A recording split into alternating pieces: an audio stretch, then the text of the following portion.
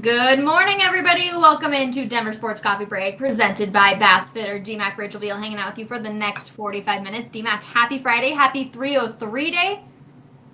How are you? I'm doing great. 303. Okay. 303. What is your favorite Denver thing? Ooh, that's a really good question. What is your favorite 303 thing? Honestly, probably going up to Estes Park or Vale. Okay. And just, like Well, going hold on and though. hanging out. Technical I difficulties know, here. but it's a Colorado thing, okay? Isn't that a 970 thing? I don't know what Estes Park's zip or area code is, but it's a Colorado thing, and those are like that's when I feel the most Colorado is when I head up to the mountains, and like my family tradition is we always go in the fall to see the elk bugle in Estes, and like that just makes me think Colorado. Well, I can't argue with that. Thank you. But I do think that's a 970. I don't mean to be a stickler, but I think that might be a more 970 thing. Okay, so then what's your true 303 thing, and I'll try and think of something in downtown Denver area. My son turns 23. How about that tomorrow? Oh, And nice. he recently moved downtown Mm-hmm. and works downtown. My new cool favorite 303 thing, because I did it the other day. He was getting back from a business trip to Singapore, which is nuts. I went to Union Station to just chill out a little bit and greet him when he got back. Yeah. Union Station and that area right now is my new favorite 303 thing. It is really just wonderful in there. It's a great vibe. It's a great environment. And it just reminds me of how vibrant the city of Denver can be and how awesome it is. And I was talking to Bruce Brown yesterday, who has really gotten into Colorado. And from the eyes of an outsider, when he talks about he lives downtown, it's quiet, he loves it, he goes to the stock show, he's playing great for the Nuggets, he goes to an Avs game. What I realize is just not only is our state incredible, because you're right, our state is incredible. We just want to talk about the best Colorado things. I'm up in the mountains with you, Rachel, for sure. I just love our city and just the pulsating excitement of it. Rachel, always seems to be something going on, and I just love that buzz. Yes. No, I'm totally with you. I do love Union Station. I love Snooze. I know that's not like a Colorado thing. Love Snooze there. Thirsty Lion. Love that restaurant right there too. And of course, going to the sporting events. Like we're lucky to have so many fun teams to watch here in Denver. And even when, some of the teams may not be doing as well, it's still really fun to always go to the games. Yeah, so happy 303 Day. We are so lucky to live in this incredible state and keep Denver as our main city, kind of the hub of all of activities. Not that there's not amazing things, even out to the east, to the west, north, and south. It's just an amazing place to be. And we're lucky enough to talk about sports. And the vast majority of the sports are centered in Denver itself. So I just think it's awesome. And we have another great weekend coming up, Rachel. Another amazing sports weekend. I know. We're going to get into a lot of that too. But first, there was a conversation yesterday that you started that I feel like we actually need to discuss. And that's that you feel like the Walton-Penner ownership group thinks the Broncos are a toy. Now, I actually disagree with you on this one. But first, we're going to kind of do this like court style. I want you to give your debriefing on why you think this, and I'll give you mine. Well, right now it feels like a toy because they haven't made the most difficult decisions, which is to move on from George Paton and Russell Wilson, because they really just don't know what's going on. Also, the fact that they put $100.4 million, because they put $400,000 for a new field and they're making $100 million worth of renovations, is, to me, nice.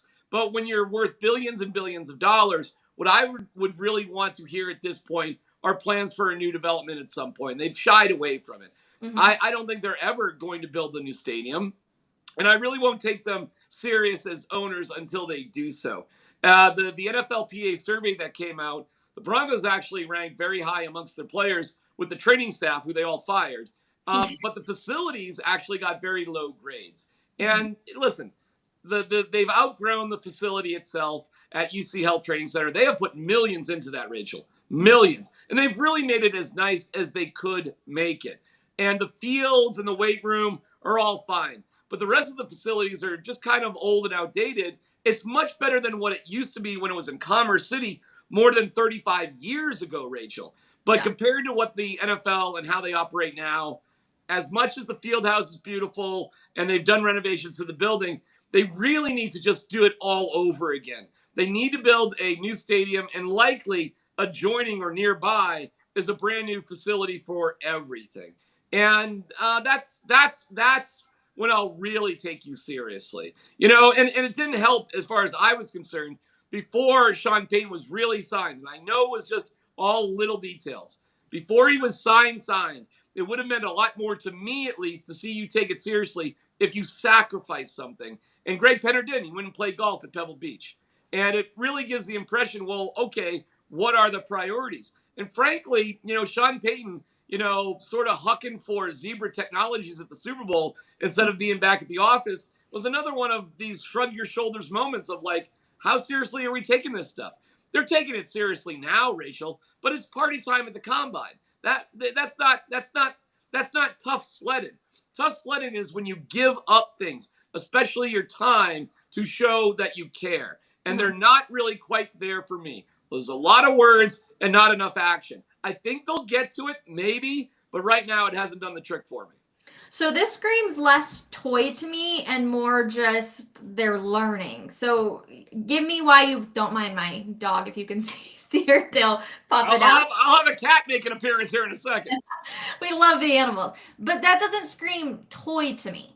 That just screams like they're inexperienced and they're trying to figure it out with maybe not breaking the bank and making all these huge decisions right off the bat. Okay. I see where you're going there. Thank you. From what we understood, Greg Penner was looking in on this investment for upwards of 10 years. I don't know how serious to really take that, but once you acquired the team in August, I actually do think that's enough time if you're really in on it day in and day out to seriously figure things out about how the business operates. If you want to make the argument, listen, you need to go through a full year cycle to understand anything in this business. I mean, okay. And if you want to give them the benefit of the doubt, Rachel, and you could easily say, hey, listen, we didn't know it was going to be this broken. On the surface, it looked great. GM picked a young, energetic coach with a young staff, with an experienced quarterback.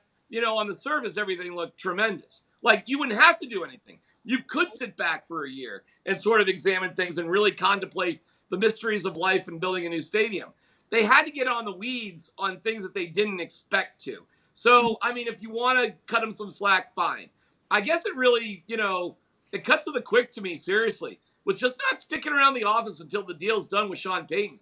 I mean, the day that Sean Payton signed his contract, he was in the office by himself. Why isn't Greg Penner right there? Why wasn't there a Friday night news conference right then and there? Like, why was there anything else going on that was more important than getting this team going in the right direction? I'm sorry that it was a bad year and it made things inconvenient. When you booked yourself time at Pebble Beach, there shouldn't have been a problem. You shouldn't have been doing a coaching search. You should have been fine. I mean, I don't have a problem with that. But it did happen, and you didn't back off of that moment. And if that comes across as bitter or petty sort of stuff, then okay. But Rachel, I've written about it. I've talked about it. The whole welcome to Wrexham approach to things where you just throw money, I mean, that can work too. But I think, like, for example, Wrexham, the football club, that's a toy to Rob McElhenney and to Ryan Reynolds. That's just something fun they have. Now, they found out, there's a lot of people whose lives are tied up in this thing, so we better at least make it look like we're taking it more seriously. And they financially had to throw a lot of money at it. Rachel, it's the same exact thing here. It looked really fun on the surface, and you realize how broken it was. You threw money at it. Still makes it a toy. It's just a broken toy, Rachel. It's not something you built. It's something you bought. I'll give you credit on that. That was a good one right there. Okay, I will give you credit on that last statement. I'm seeing the comments. $100 million investment in the stadium isn't a toy-like decision, DMac. $100 million to them is what? Like $1,000 to a normal? Nothing. I mean, I appreciate the comment because to you and I, $10 would probably do us. If I had $10 in my pocket this afternoon, I'd be happy. But you've got to understand they come from a different world. And their cousin-in-law, relative somehow, Stan Kroenke built a stadium worth $5 billion. Mhm. So what's $100 million to $5 billion? To Yeah. build a new stadium, it probably would cost, Rachel, probably minimum $3 billion.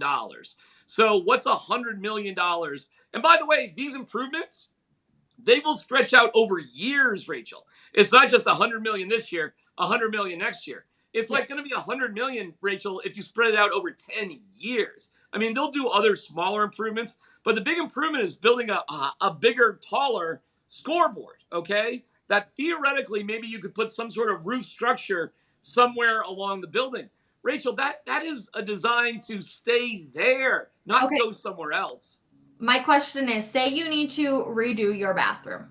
Are you going Okay. to buy a few things just to redo it and see if you can spice it up before you completely demo it and have Bathfitter just demo your bathroom? I would call Bathfitter and just plop the stuff, and they do an amazing job. Yeah. And and because money matters to me and matters to you, and having Bathfitter come in is probably the right solution. Should the house have been built better in the first place? Probably, but Mhm. thank God you got somebody like Bathfitter who can sort of correct somebody else's mistake. And Yeah. that's what's going on right now. But the question is, if you were to build a house in the first place, would you make it cheap so that Bathfitter would have to come along in 10 years? Or would you really spend the money doing things the right way? Now, there's nothing wrong with being able to fix things. That's what I said. I mean, Bathfitter is going to make your life better, just like they're going to make your life better. But it's Mhm. not building a new house. And I only bring this up, Rachel, because all I hear about is how we need a new culture, a different culture, a winning culture. It's Mhm. like, well, all right, cool, that's fun to say, but can you really build it? And we'll see. You've thrown a lot of money at it. And when in doubt, throw money at things. And it's always good to have ownership that can do that. So I give them credit for that. It'd been easy to not do that. It's their money. It's their money they're likely going to lose. So I do give them credit for doing what they should do, because a Mhm. lot of rich owners don't, and they do. So good for them. I give them props for that. I'm just challenging them to really redefine everything. And maybe they'll learn it in a year or so. They didn't go far enough because they didn't know the business enough. They kept George Payton. They brought in Sean Payton. We'll see where it goes, Rachel. I'm guessing it'll go to like 8 wins next year. And then what? Then where do you go? 10 wins the next year? I mean, 11 wins the year after? It used to be about winning Super Bowls around here. It did, and I think it still is, and that's why Broncos country can be so upset and they're very critical, and I don't think that's a bad thing. We heard Greg Penner talk about how the media, scrutiny is a lot harder than it is when it comes to Walmart, and I think that's because here in Denver we're extremely passionate about the Denver Broncos and really all of our sports teams, not just limiting the Broncos. But I just think it's the inexperience. And I think, to be honest, we saw that with the Sean Payton hire. I think they saw a big name, the name that has obviously won, and they were like, you know what, this is a solid move. Let's do this. Now it depends on who you believe on, if Sean Payton was really, option number one, or if you believe D'Amico Ryans was. So I think that kind of plays into it too. But I just think it's so much inexperience that they're trying to play with the big dogs, even though they're still in elementary school in terms of how long they've been in this. Yeah, that's fair. And hey, we'll see. Time will tell. I mean, Mhm. listen, I'm happy they own the Broncos. I really can't Yeah. think of a better ownership group to own the Broncos. So don't take my criticism for a lack of belief that I think they're the right people. I do think they're the right people. That's cool. I just think that, we've got to constantly, as a fan base, hold these billionaires accountable. Because if we don't hold them accountable, if we don't say things, if we don't demand better, then what? Like, I love that. I'll go back to Wrexham. I highly advise people. So, Rob, these guys are movie stars, Rachel. Mhm. TV, Hollywood movie stars. But they go over to Wrexham, and I loved it. That the guy at the local barber shop and the pub owner and the school teacher and all these people that really have no power whatsoever sat there with their arms crossed, insistent that, are you going to do right by us? Yeah. They don't have any power. They don't really have any say, but they at least knew that they could voice their opinion and show how much they cared. And at the end of the day, they love Rob and Ryan. They love them. It's taken 3 years, but look at what Wrexham's doing. So, okay, hey, great. I hope the same thing can happen for the Broncos. And likely throwing money at it will be fine. But, Rachel, it's such a different business than Walmart. Imagine, when you think of Walmart, we're thinking of what? Target, Costco. Well, Sam is Walmart, so it's the same thing. So how many competitors does Walmart really have? Not a lot, right? I mean, if you want to throw Home Depot or Lowe's in there, something like that, if you want to throw in King Supers, I mean, okay. But can you imagine, Rachel, a world where all the best people that are available to work for you become available for 1 month, and you have 31 other Walmarts who have the same money as you, are in the same location as you, and are competing to beat you on equal playing ground. And you have 1 month to try to restaff your organization. Rachel, that's the NFL.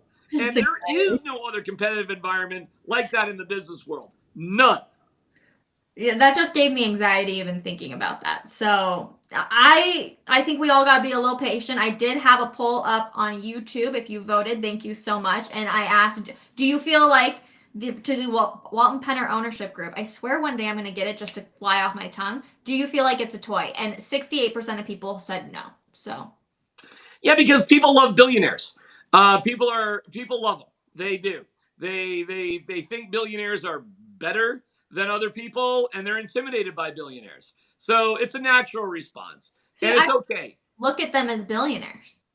I don't know. You don't look at the Walton-Penner group as billionaires? I don't. I just look at them as owners. To be honest, I never put a dollar sign even next to their name in my head when I think about it. Like, I just look at them as owners. It's the same with the Cronkies. Like, I don't look at the Cronkies and I'm like, billionaires. Okay. All right. Well, that's cool. You know. I don't know if anyone else is like that, because maybe I'm just the weird one out of the group. I don't know. No. You're not weird with that at all. We all have our fantasies as to what I would do if I hit the lottery, if I did this, if I had that money, what if? It's a fun game. If you won the lottery, would you still be doing what you do right now? Yeah. Basically, working with you. You couldn't pay me to not work with you, Rachel. Are you kidding me?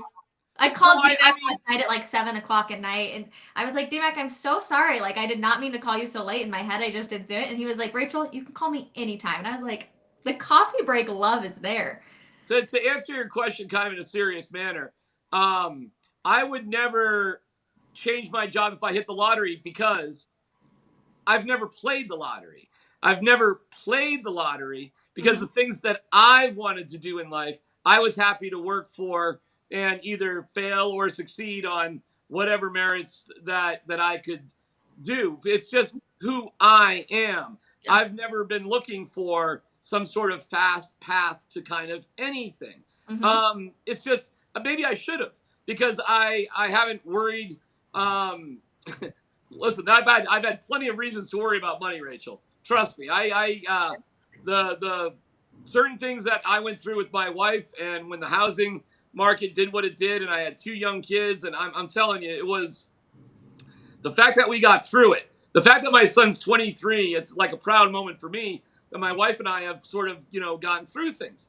Mm-hmm. But I've never changed who I am. I've always just loved doing what I've done. So I know I'm being too serious about it. I haven't tried to win the lottery, because I haven't really felt the need to try that.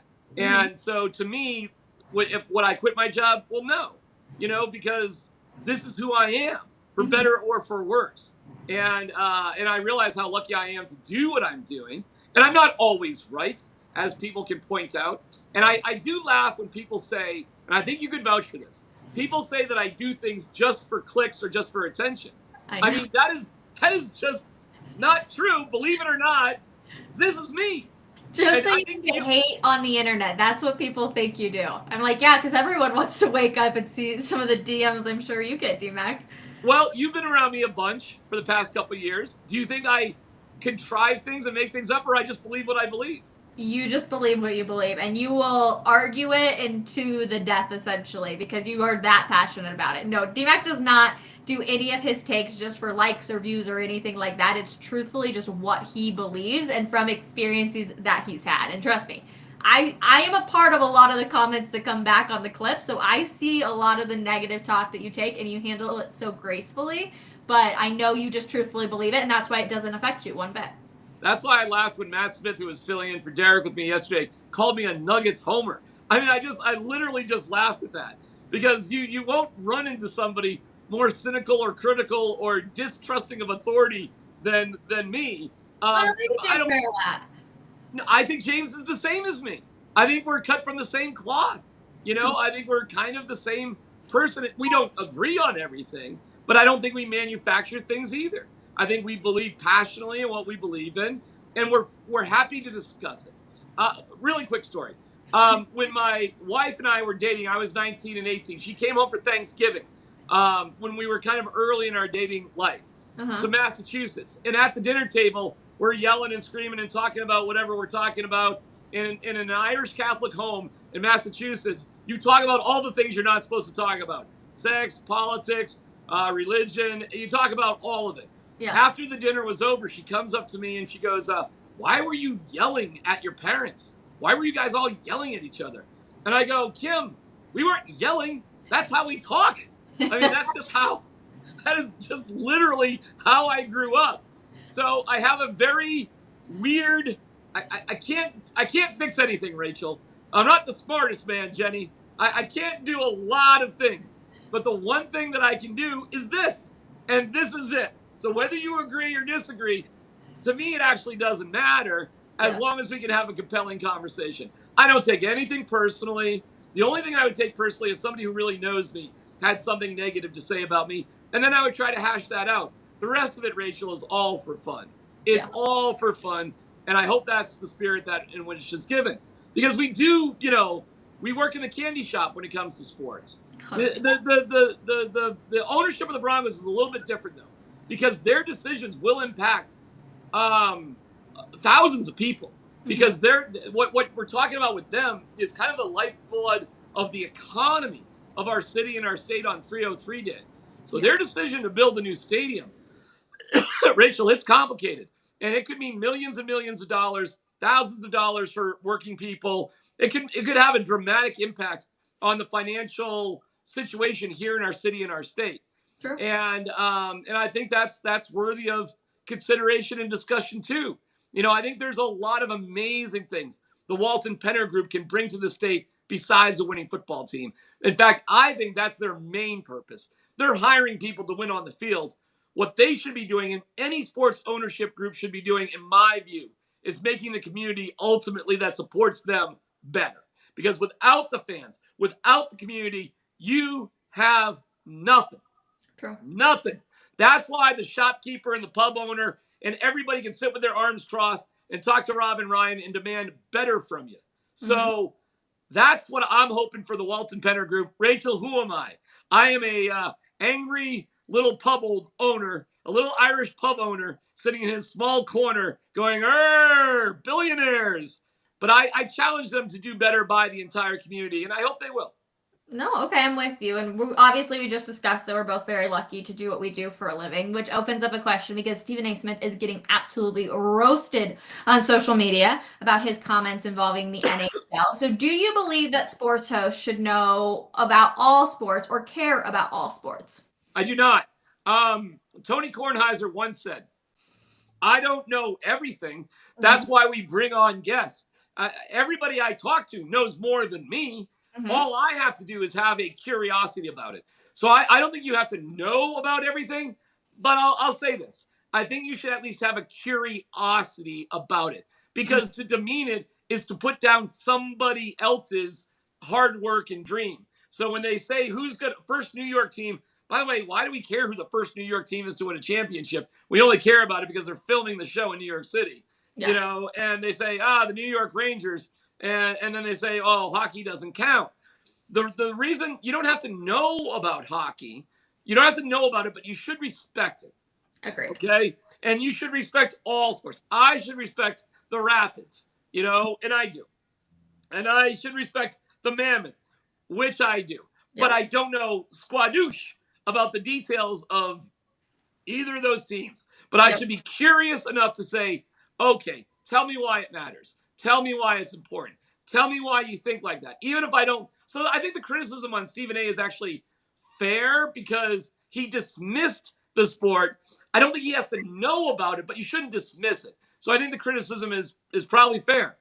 No, I 100% agree. Yeah, I mean, you guys all know I'm not a huge baseball person. I didn't grow up watching baseball. Like, that's not my thing, but that doesn't mean that I just completely put it off. Like, I can definitely get into it, but I just need somebody who is like so passionate that I'm like, oh my gosh, I can understand it. And we have so many great hosts here that I feel like there's actually people that are able to do that, which makes me more interested. Like, I'm actually really looking forward to opening day this year. And like, I don't think I've ever really said that since I started working in sports, not just a party girl in college that would go to opening day for other reasons. So I'm actually Rachel, here's the deal. At some game in the future, not the drunk fest that is opening day. When the Rockies are a good 20 games under 500. Yeah. You and I will go to a game together. I'll buy club level seats because, oh my God, I can't just, I need to have a bathroom close by. But if you have the patience for it, I will take you to a baseball game and let's go over the minutia of everything. Because the most amazing thing about baseball, it's like chess. Every move impacts the entire board. Like everything in baseball changes off every single pitch. Mm-hmm. It's really, really cool. It's nothing about it's like it's like a hangover where Zach Galifianakis is at the blackjack table. You see all the numbers in his mind. Yep. Everything slightly changes. But if you really don't know what to look for, I understand why you're just bored because it looks like there's a lot of nothing going on. And frankly, you're right to be bored. And that's why they've made some of these dramatic changes. If you watch baseball at the college, high school, high-level youth travel level, all that crap is gone. You don't need those changes. Yeah. It's only at the major league level, Rachel, where things have gotten ridiculous. Baseball in general, like a 9-inning college baseball game, in general will go 2.5 hours, 2 hours, 40 minutes, something like that. And it'll go back and forth, and there's a lot of interesting things about it. Yep. But the major league game has gotten so freaking boring. It's like, what have you done to my sport? Why have you ruined the sport that I've loved? And now they have to do a bunch of gimmicks to try to straighten it out. And these are a lot of gimmicks. If it was just played the right way from the first time, you wouldn't have to mess around with it. But they screwed it all up, Rachel. And you should not feel bad at all about not being plugged into baseball because of how bad it's actually got. But I'll tell you this. There's better players than ever. There's younger, better players than ever. It's a world sport competed equally around the entire world. So the diversity is better. We have to do a much better job in America for getting lower income kids involved with baseball. We have shoved them out in America. In other countries, there's all sorts of paths for lower income kids to play baseball. Yeah. I think it's inherent that Major League Baseball teams do a much better job in the neighborhoods where their ballparks are. Never mind the suburbs. We got that covered. You need to have playing fields. The Colorado Rockies should develop artificial turf baseball playing fields in the inner city of Denver to make baseball more accessible to lower income families near the ballpark. And if they do that, they'll find the joy of baseball, not the boringness of baseball. And I think that is inherent. And I wish the Rockies would take, I like McGregor Square, Rachel. I like McGregor Square. How about a park? How about a park, Rockies, that you maintain, you oversee, you run, that encourages kids to actually play the sport? Okay. I like that idea too. Trust me. I'm all about getting kids outdoors, getting kids to, buy into the sports that they're seeing. But let's talk about the Colorado Avalanche because we do have good news that Gabe Landeskog is back on the ice. I know this has been something that we've seen, but we're seeing a lot more of it, which is obviously great. That's what you want to see. On the video right now, you can see him kind of just skating around. That was yesterday morning, and I know he was back out here again today. But DMac, we've talked plenty about it. Like, when would you... really 2 months ago, we were supposed to see Gabe back out on the ice, and that didn't happen. So realistically, when would you like to? And it's almost a year, besides the 20 games that he did for the Stanley Cup. It's almost been a year. I think we're 7 days away. I believe it's the 10th. Yeah, that it's been since we've seen him in a regular season game. Our own Jake Shapiro pointed that out yesterday. It was a great catch by Jake. The fact that this guy somehow just skated for 20 games, 20 of the most important games in Avalanche history, and was a major contributor. But he really has barely played for a year. Yeah. I mean, the fact that he's been out more or less for a year after playing those 20 games is remarkable. So what I'm hoping for, I am hoping that with about 10 days left in the regular season, Gabriel Landeskog can compete in a hockey game. I think he's going to need a little up and at him. I'll give him 10 days. And then I hope we have him for the Stanley Cup run. But it might have to come at an interesting cost. Mm-hmm. You may have to put Gabe Landeskog on the third or maybe fourth line before he really is up and at him. I can't expect that much for somebody who's been off for that amount of time. Rachel, look how long and how many games it took for Jamal Murray to be the real Jamal Murray. Remember when Nikola Jokic said that Jamal was just going to suck for 20 games? I mean, he really wasn't wrong about that. Yeah. I mean, we're talking about, world-class level competition at the highest level in the playoffs. So I'm hopeful. I'm hopeful Gabe can come back to contribute, but I think to expect him to be some sort of superstar after this amount of time off is ridiculous. I hope for a happy and healthy return in the 23-24 season for Gabe. And if he can contribute at all, fine. But the Avalanche just can't sit around and wait for it. They can't expect him to just come back and be Gabe on the ice. He can be Gabe leadership in the locker room, but they can't expect it. That's why, what time? They got to do a deal. And they only got a couple hours left. They got to get it done. 1:00 today is the final deadline for the trade. So, yeah, definitely stay tuned to denversports.com. We'll keep you updated if we hear absolutely anything. Jake's on the back end, too, making sure that he's refreshing Twitter to see if anything's going to pop up. They play the Stars tomorrow night, and you and I were talking about yesterday how not every single game matters, essentially. But how many more games could they possibly have on that don't matter? Because it is coming down kind of to the wire of, hey, where are you going to be in the playoffs? They have a lousy record against the East. I think there's something like 3-6-2 against Eastern Conference teams. Yep. And recently, they're 6-0 against Western Conference teams in the last 6 games. How many games won't matter? Not many. Most will. Mm-hmm. New Jersey didn't. But most will, and certainly these next 2 really do. Yeah. Dallas is now up top of the conference. It was Vegas. Now it's Dallas. And you have an afternoon matchup against Dallas in Dallas. Mm-hmm. And then when you get back from that, you have the Kraken, who are having a great season too, which is Pride Night, which is awesome, on Sunday night. And then you have, I think, 4 more home games in a row after that. Mm-hmm. So, Rachel, this is the time to roll, okay? If you can get a point out of Dallas, that's good. Yep. And then we gotta roll some points up as well. It's not crazy to think they could win the Western Conference. Okay. But the Western Conference, Rachel, is not good. It is a bunch of very relatively mediocre teams. Mm-hmm. It is a setup where the Avalanche, as long as they can get there, should actually do really well until they would get to the Stanley Cup final. Mm-hmm. I think right now, knowing Cale Makar is going to be back, knowing that Landeskog is going to contribute possibly somehow, and we'll see what happens. I'm hoping for that one more move here today. One more move today with 20-something games to go. That's plenty of time to get whoever's up to speed. And you got Lars Eller, who's the new guy, and let's go. Let's see what we can do. So I'm optimistic for the Avalanche, and I know the Western Conference is weak. Rachel, I don't even want to tell you what's going on in the East. What's happening in the East for the NHL is, it's mind-boggling what they're doing. I'm just hoping they beat the crap out of each other. Yeah. And so once they get to the final, that the team that got there is worn out. Boston is the fastest team to 100 points in NHL history. They've only lost 8 games. Wait, how did I miss that? Yeah, the Devils that just beat the Avalanche, they've only lost 4 road games the entire year. Holy. Yeah. I know they were also chirping the Avs, so we'll see if that comes back to bite them ever in the butt. I love when teams chirp at each other. I love it. Well, listen, the good news is the Avs play in the Western Conference and they got time.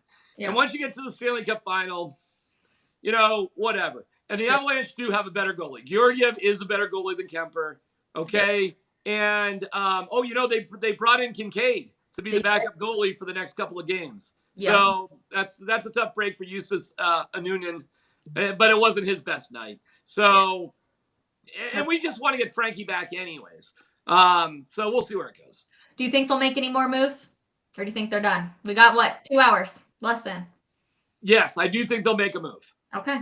Well, we'll see. We'll keep everybody. I don't think they care about draft picks that much. I think they'll give up prospects and draft picks. I think it'll happen. I think they'll have money to do it with Eric Johnson and Gabe Landeskog. Yep. Probably being put on LTIR. Don't be surprised if you see that move later today. So I think they're going to go for it. I think we got one more move to get a high-quality top 6 player. Yep. No, I'm with you. I'm excited, actually. We'll keep everybody up to date, denversports.com always. Moving on to tonight, we will bring in Jake Shapiro because the Nuggets have a massive game that I am looking forward to. All 3 of us will be in attendance there tonight. You guys, this is a big game. I'm really looking forward to it. The Memphis Grizzlies are back in town. Jake, what do you got for us? Because you don't think it's going to be a good game. I never said that. What? I'm looking forward to this game, but I do pose a question to both of you, which is the Denver Nuggets have an opportunity to go up 6 games in the standings on the Grizzlies, get the tiebreaker, and basically secure the West. Or if they lose this game, it will be 4 games and they won't have the tiebreaker. So you're looking at a game, the difference of it being 3.5 games or 6.5 games, essentially over Memphis.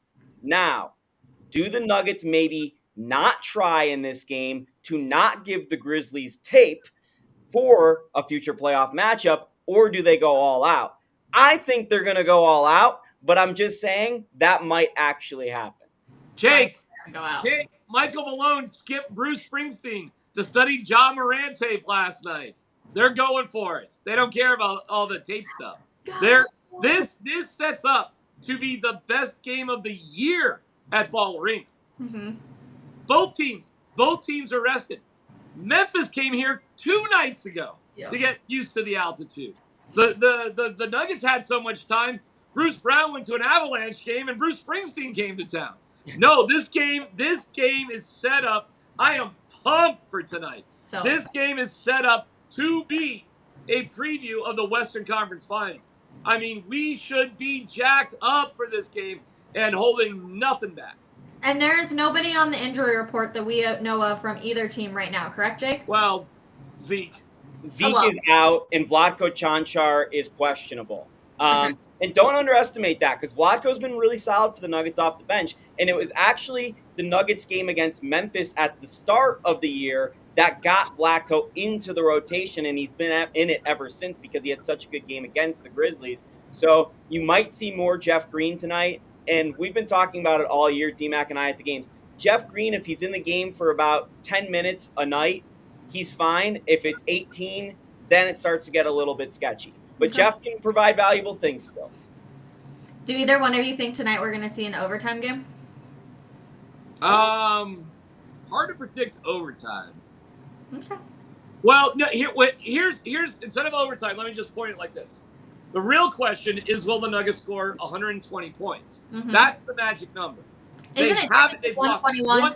They've lost 1 game this year at home where they scored 120 points. That was an overtime game to Dallas where they lost by 1 point. Yeah. So 120 points seems to be the magic number. Mm-hmm. So, to me, that's the number to look at. That's what's to be on pace. Yep. If the Nuggets lose to Memphis and they score 120 points, we got something to talk about. Okay. That means Memphis is really good, and we should have some legitimate concerns. That's the magic number. Prop shop is the point spread is Nuggets -5. How do you feel about that, DMac? I feel good about that, because again, I'm going to put them to, and I don't know what Memphis averages point wise, but I could see like a 125, 117 sort of game, something like that, something along those lines. I'm going to look up their average this season. It's 115 a game.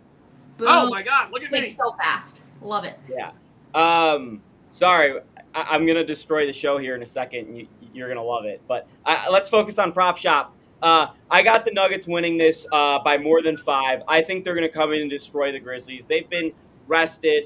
The Grizzlies are awful on the road. They've only won 12 road games all year. Kind of a disaster, honestly, away from Memphis.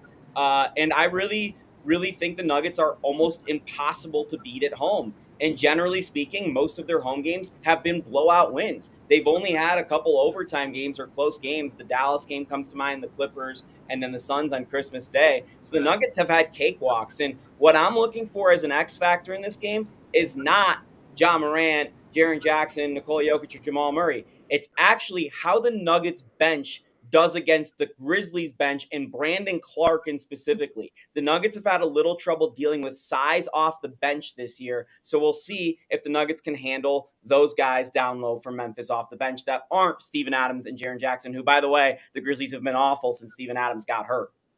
Okay. Why are you destroying the show? Well, I was trying to make it a graphic, but I'm going to just maybe screen share this. Stall for like 30 seconds, Rachel. All right. I'm actually really excited. Come see us. DMac always gives out his phone number and says to come hang out with us. So all three of us will be in attendance tonight. I'm really looking forward to it. DMac, what section are we in? 141? 144. 144. We're easy to find. We sit like right in front of the 144 sign. We do. And I saw some people talking about going to a Rockies game. I think we make it a coffee break Rockies game. Buy a ticket, come hang out with DMac and I feel like it could be a blast. Yeah, but listen, be careful, because I can literally talk about why every pitch matters. So if we want to go for a real baseball breakdown, cool. If you just want to have a beer and be distracted, I'm the wrong guy. I'm happy to do it, but it's got to be more of a let's learn about baseball here moment. If we just want to, hey Rachel, if we just want to party and have a good time on a Friday night, I'm down for that too.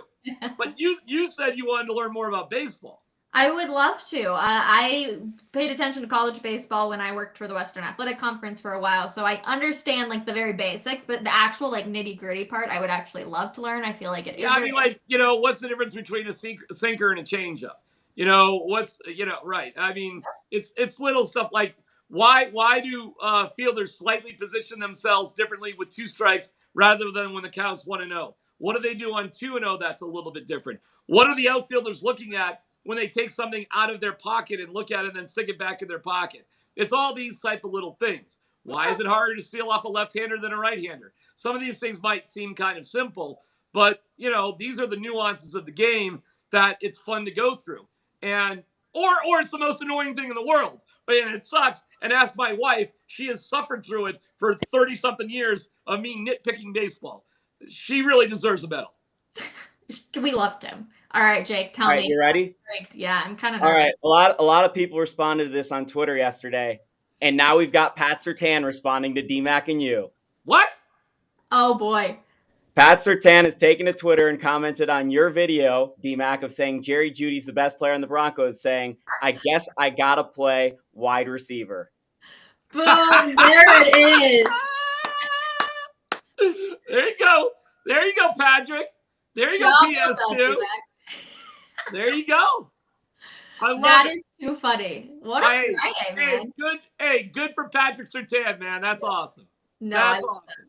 That is so funny. I'm glad he sees it. I'm glad. I don't even think I saw people really tag him, so it must just have come up on his own thing. Unless he's searching his name, which you never know. Well, I guess absolutely. Hey, I would love to see Patrick Surtain play receiver. Me too. He's fast. He has great hands. He's 6'2". He has incredible length. I mean, let's put him in a position that will matter. Yeah. I actually, that is kind of intriguing. Obviously, you got a ton. Hey, by the way, I hope Patrick Surtain appreciates that I have his back. I want to put him at receiver. I want to make him a punt returner. I want to give him the ball. I'm saying good things about Patrick Surtain. And I'm pumping up Jerry Jeudy too. So, let's go.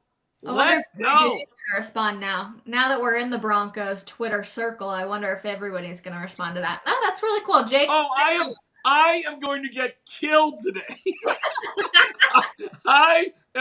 I'm going to get destroyed, but I hope Patrick sees this too. My man, that is awesome. That's a great response. I love it.